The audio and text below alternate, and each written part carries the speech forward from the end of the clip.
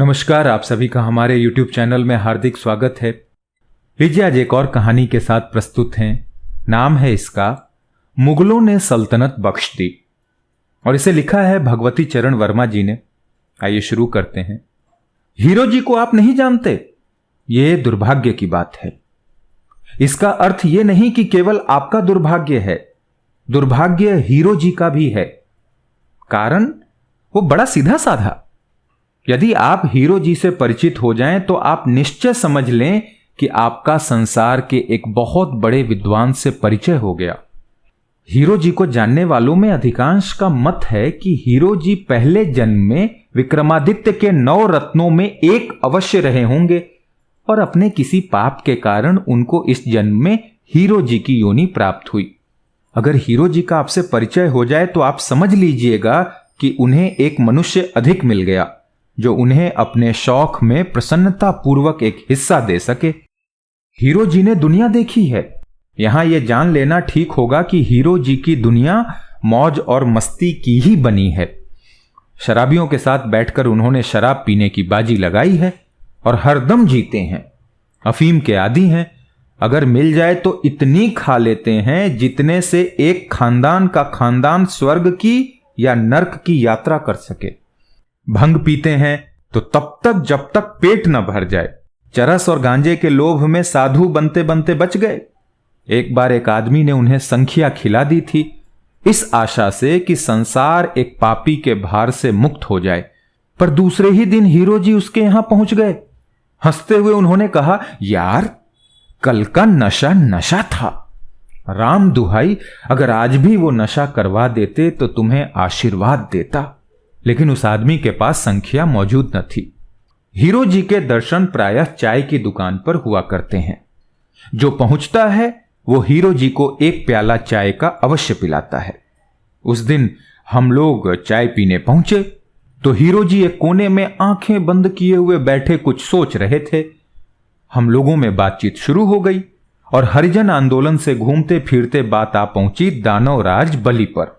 पंडित गोवर्धन शास्त्री ने ऑमलेट का टुकड़ा मुंह में डालते हुए कहा, भाई ये तो कलयुग है, न किसी में दीन है न ईमान।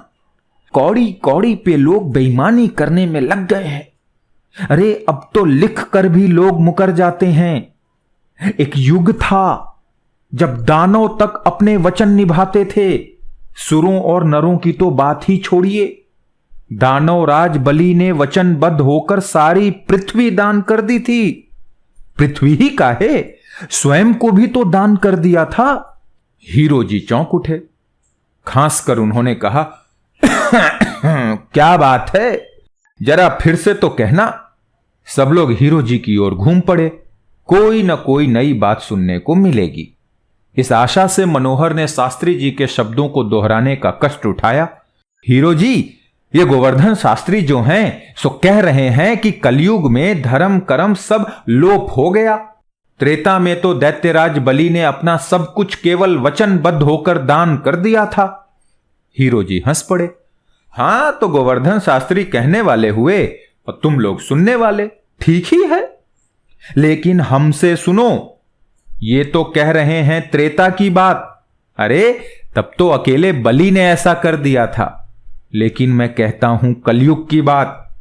कलयुग में एक आदमी की कही हुई बात को उसकी 7-8 पीढ़ी तक निभाती गई। यद्यपि वो पीढ़ी स्वयं नष्ट हो गई, लेकिन उसने अपना वचन नहीं तोड़ा। हम लोग आश्चर्य में पड़ गए। हीरो जी की बात समझ में नहीं आई। पूछना पड़ा, हीरो जी, कलयुग में किसने इस प्रकार अपने वचनों का पालन किया है? लौंडे हो ना? हीरो जी ने मुंह बनाते हुए कहा, जानते हो मुगलों की सल्तनत कैसे गई? हां, अंग्रेजों ने उनसे छीन ली थी। अरे तभी तो कहता हूं कि तुम सब लौंडे हो। स्कूली किताबों को रट रट कर बन गए पढ़े लिखे आदमी। अरे मुगलों ने अपनी सल्तनत अंग्रेजों को बख्श दी। हीरो जी ने यह कौन सा नया इतिहास बनाया भाई? आंखें कुछ अधिक खुल गईं, कान खड़े हो गए। मैंने कहा, सो कैसे? अच्छा तो फिर सुनो। हीरो जी ने आरंभ किया। जानते हो, शहंशाह शाहजहां की लड़की शहजादी रोशन आरा एक दफे बीमार पड़ी थी। और उसे एक अंग्रेज डॉक्टर ने अच्छा किया था। उस डॉक्टर को शहंशाह शाहजहां ने हिंदुस्तान में तिजारत करने के लिए कलकत्ते में कोठी बनाने की इजाजत दे दी थी। हाँ, ये तो हम लोगों ने भी पढ़ा है, लेकिन असल बात यह है कि शहजादी रोशन आरा, अरे वही शहंशाह शाहजहां की लड़की, हाँ वही शहजादी रोशन आरा एक दफे जल गई। अधिक नहीं जली थी, अरे हाथ में थोड़ा सा जल गई थी, लेकिन जल तो गई थी और थी शहजादी। बड़े बड़े हकीम और वैद्य बुलाए गए, इलाज किया गया, लेकिन शहजादी को कोई अच्छा न कर सका, बिल्कुल भी ठीक न कर सका। और शहजादी को भला अच्छा कौन कर सकता था? वो शहजादी थी ना। सब लोग लगाते थे लेप, और लेप लगाने से होती थी जलन, और तुरंत शहजादी ने धुलवा डाला उस लेप को। भला शहजादी को रोकने वाला कौन था?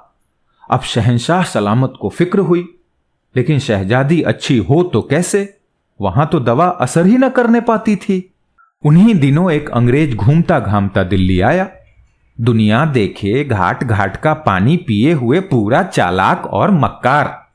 उसको शहजादी की बीमारी की खबर लग गई।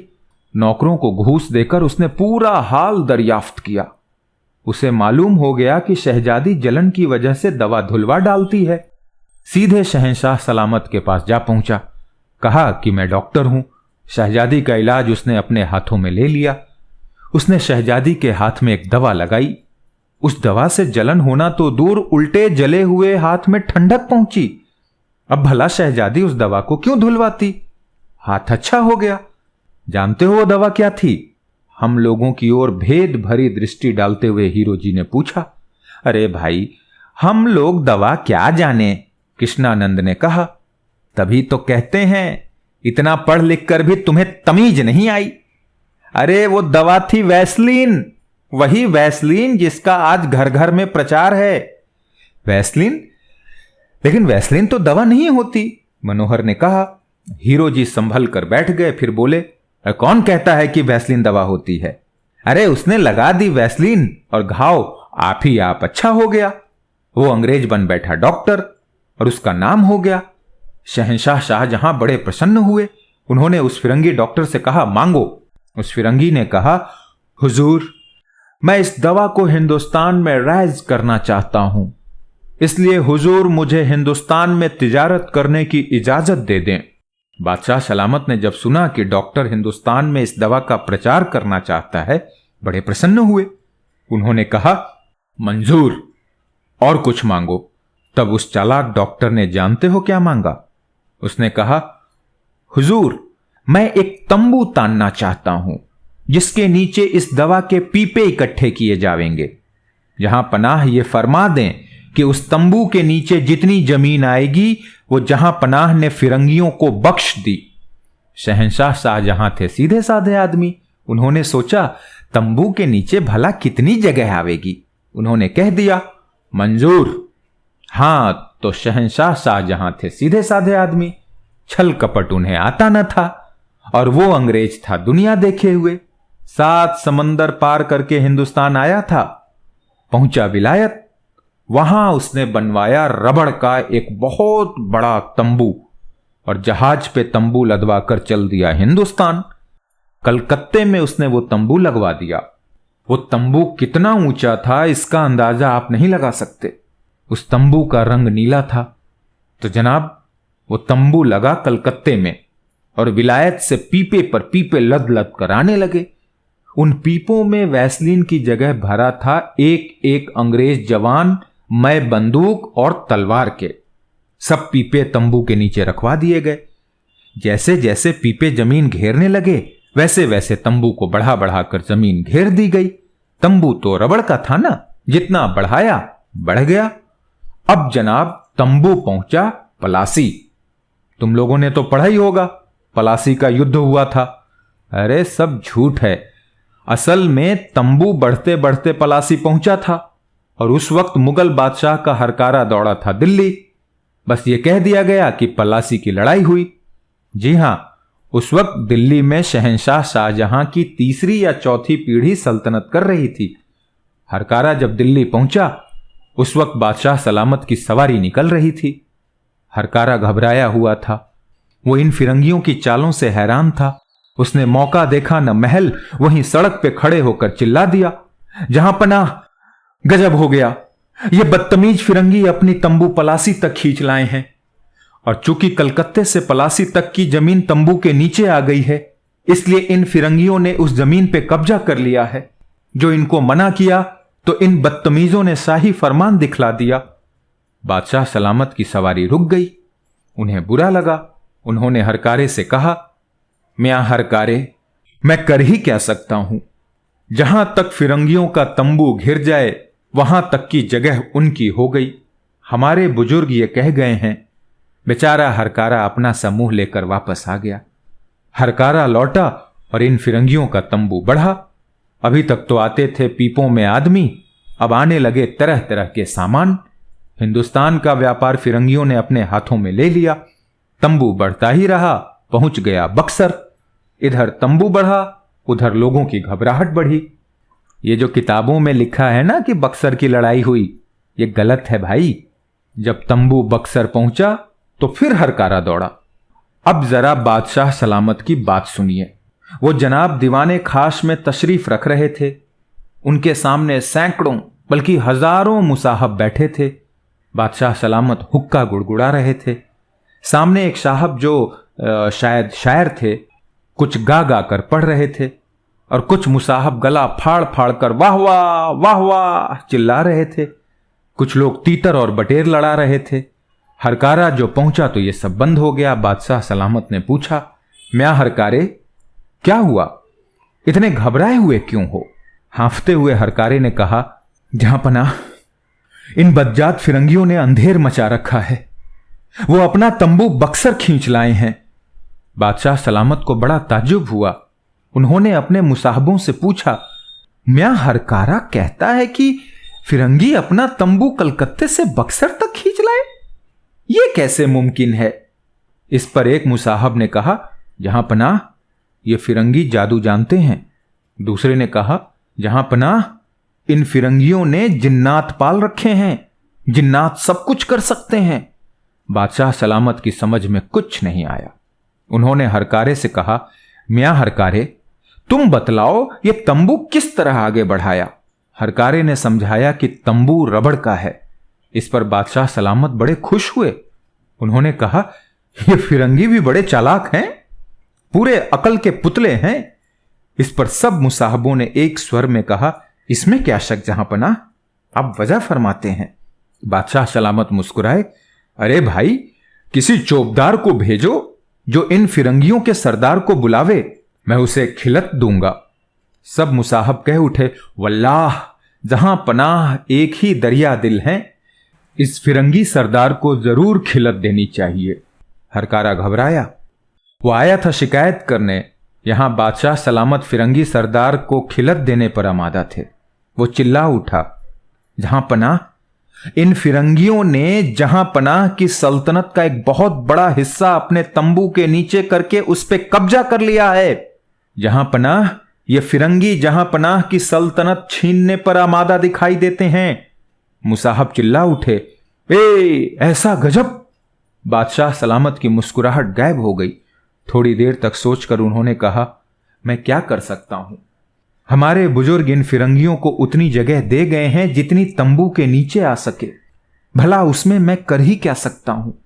हां, फिरंगी सरदार को खिलत न दूंगा। इतना कहकर बादशाह सलामत फिरंगियों की चालाकी अपनी बेगमात से बतलाने के लिए हरम में अंदर चले गए। हरकारा बेचारा चुपचाप लौट आया। जनाब, उस तंबू ने बढ़ना जारी रखा। एक दिन क्या देखते हैं कि विश्वनाथपुरी काशी के ऊपर वो तंबू तन गया। अब तो भीड़ में भगदड़ मच गई। उन दिनों राजा चेत सिंह बनारस की देखभाल करते थे। उन्होंने उसी वक्त बादशाह सलामत के पास हरकारा दौड़ाया। वो दीवाने खास में हाजिर किया गया। हरकारे ने बादशाह सलामत से अर्ज की कि वो तंबू बनारस पहुंच गया है और तेजी से दिल्ली की तरफ आ रहा है। बादशाह सलामत चौंक उठे। उन्होंने हरकारे से कहा, तो मियां हरकारे, तुम ही बतलाओ क्या किया जाए? वहां बैठे दो एक उमराओं ने कहा, जहां पनाह, एक बड़ी फौज भेजकर इन फिरंगियों का तंबू छोटा करवा दिया जाए और कलकत्ते भेज दिया जाए। हम लोग जाकर लड़ने को तैयार हैं, जहां पनाह का हुक्म भर हो जाए। इस तंबू की क्या हकीकत, एक मर्तबा आसमान को भी छोटा कर दें। बादशाह सलामत ने कुछ सोचा, फिर उन्होंने कहा, क्या बतलाऊं, हमारे बुजुर्ग शहंशाह शाहजहां ने इन फिरंगियों को तंबू के नीचे जितनी जगह आ जाए वो बख्श गए हैं। बख्शीश नामा की रूह से हम लोग कुछ नहीं कर सकते। आप जानते हैं कि हम लोग अमीर तैमूर की औलाद हैं। एक दफा जो जबान दे दी सो दे दी। तंबू का छोटा करना तो गैर मुमकिन है। हां, कोई और हिकमत निकाली जाए जिससे फिरंगी अपना तंबू आगे न बढ़ा सकें। इसके लिए दरबार आम किया जाए और वहां यह मसला पेश किया जाए। इधर दिल्ली में तो यह बातचीत हो रही थी, उधर फिरंगियों का तंबू इलाहाबाद इटावा ढकता हुआ आगरे पहुंचा। दूसरा हरकारा दौड़ा। उसने कहा, जहां पनाह, वो तंबू आगरे तक आ गया है। अगर अब भी कुछ नहीं किया जाता तो ये फिरंगी दिल्ली पर भी अपना तंबू तान कर कब्जा कर लेंगे। बादशाह सलामत घबराए। दरबार आम किया गया।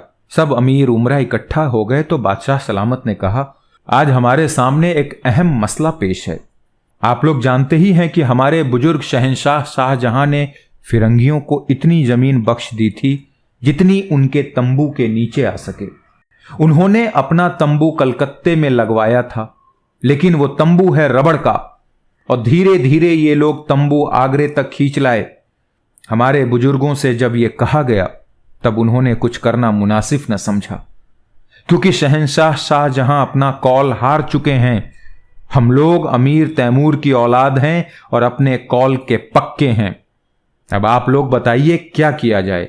अमीरों और मनसबदारों ने कहा, हमें इन फिरंगियों से लड़ना चाहिए, इनको सजा देनी चाहिए, इनका तंबू छोटा करके कलकत्ते भिजवा देना चाहिए। बादशाह सलामत ने कहा, लेकिन हम अमीर तैमूर की औलाद हैं, हमारा कौल टूटता है। इसी समय तीसरा हरकारा हांफता हुआ बिना इत्तला किए ही दरबार में घुस आया। उसने कहा, जहां पनाह, वो तंबू दिल्ली पहुंच गया। वो देखिए, किले तक आ पहुंचा। सब लोगों ने देखा। वास्तव में हजारों गोरे खाकी वर्दी पहने, हथियारों से लैस, बाजा बजाते हुए तंबू को किले की ओर खींचते हुए आ रहे थे। उस वक्त बादशाह सलामत उठ खड़े हुए। उन्होंने कहा, हमने तय कर लिया, हम अमीर तैमूर की औलाद हैं। हमारे बुजुर्गों ने जो कुछ कह दिया वही होगा। उन्होंने तंबू के नीचे की जगह फिरंगियों को बख्श दी है। अब अगर दिल्ली भी उस तंबू के नीचे आ रही है तो आवे, मुगल सल्तनत जाती है तो जाए, लेकिन दुनिया ये देख ले कि अमीर तैमूर की औलाद हमेशा अपने कौल की पक्की रहती है। इतना कहकर बादशाह सलामत मैं अपने अमीर उमरावों के दिल्ली के बाहर हो गए और दिल्ली पर अंग्रेजों का कब्जा हो गया। अब आप लोग देख सकते हैं कि इस कलयुग में भी मुगलों ने अपनी सल्तनत बख्श दी। सब लोग थोड़ी देर तक चुप रहे। इसके बाद मैंने कहा, हीरो जी, एक प्याला चाय और पियो। हीरो जी बोल उठे, इतनी अच्छी कहानी सुनाने के बाद भी एक प्याला चाय? अरे महुए के ठर्रे का एक अद्धा तो हो जाता। धन्यवाद, बड़ी अच्छी कहानी थी। हीरो जी ने जो बोला, या हीरो जी जो करते हैं, इसे हम अपनी भाषा में कहते हैं बकैत। बहुत बड़े बकैत हैं हीरो जी, चाय पीने के लिए तमाशा लगाए रखते हैं। पर अच्छी कहानी थी। मुलाकात होगी अगले वीडियो में। जय हिंद।